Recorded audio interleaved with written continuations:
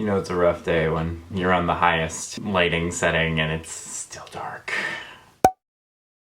Hi guys, it's Sam here with 50 Seconds of Shade. I'm sorry that I've been on a break for the past couple of weeks, but you know, the end of civilization as we know it has really got me turned.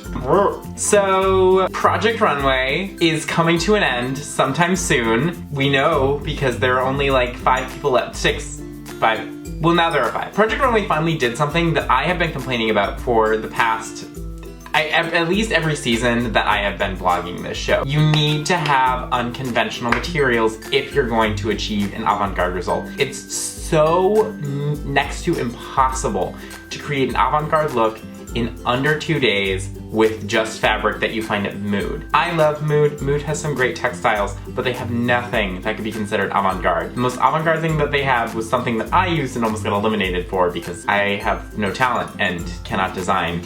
You're welcome, haters. But anyways, I really loved this avant-garde challenge. I don't really think that there was a whole hell of a lot of a challenge behind the whole, you know, it's unconventional and avant-garde.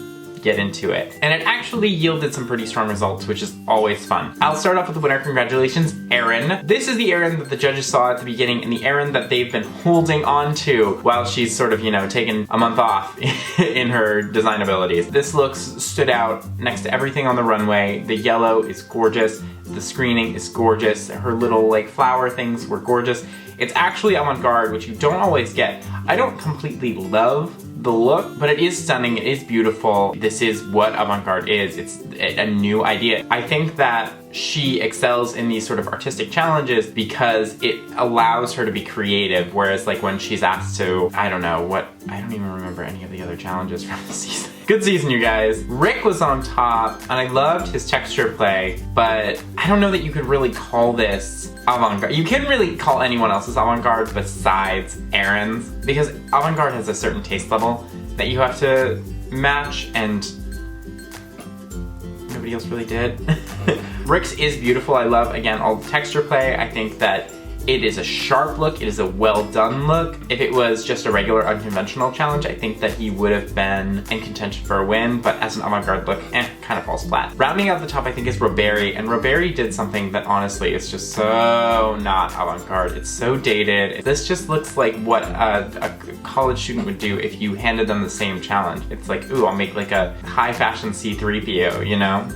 Anyways, and then we get to the bottom. Laurence was on the bottom, but Laurence isn't going anywhere because Laurence is amazing. But it is getting frustrating to see that Laurence really has a hard time working outside of a very specific silhouette. I appreciate that she played around with her skirt, but really she has done this bodice a million times. The shoulders, I think she's done almost every single challenge, and it's really kind of getting old. I would still choose her as one of the front runners for the win, but she's really got to start showing some diversity in her looks or the judges are going to get bored and not send her through to the finals, and that would be a travesty. Cornelius, who didn't get sent home, I liked the overall idea, but I think that there was a big taste level issue. It just looked very junior, it looked very high school project. I thought that the piping idea was very cool. It almost seemed like his dress was going in 2 separate directions. It wasn't really the kind of contrast that strengthens a garment, it just made it seem disconnected. And then finally Majang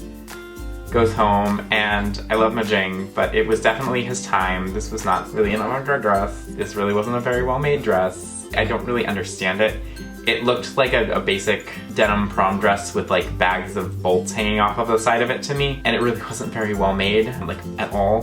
When you put what Majang did next to, you know, what Erin or Laurence or some of the other designers have done, it becomes hard to make the argument to let him stay, even though he has certainly grown in the past couple of weeks. And I think that's ultimately why the judges sent him home. Anyways, thank you for watching 50 Seconds of Shade. I'm sorry that I have been absent. I will try to not be in the future. Anyways, bye!